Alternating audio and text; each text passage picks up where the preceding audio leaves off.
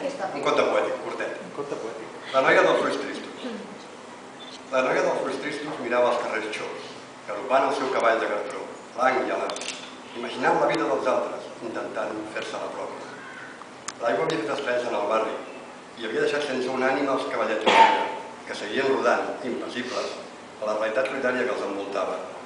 El noi de mirada escrutadora hauria oblidat el paraigua recolzat en una cadira, a les rodalies de la fira. Anava moll fins al moll de l'os. I el va captivar aquella música, aquell dringar de notes eclèctiques. Es va sentir atret i subjugat. Per un moment va perdre el món de vista, fins que va notar que l'atracció no estava buida. Havia vist els ulls de la noia trista. En aquella fugida mirada havia vist una realitat del passat, a la que hi volia tornar, com qui es desperta enmig d'un somni plaent i vol recuperar-lo a la vigília. Però la realitat ho sabia. Tornar sols ajuda a repetir els mateixos errors. Res canviaria. I els cavallers voltaven, amb l'ambulància i el cotxe de bombers. Tot voltava, i el món no s'aturava per deixar-los baixar. Aleshores, a sobre d'un cavall blanc i alat, va veure els ulls d'ella. El miraven fixament des d'una cara pàl·lida. Rodava la fireta i els ulls el miraven.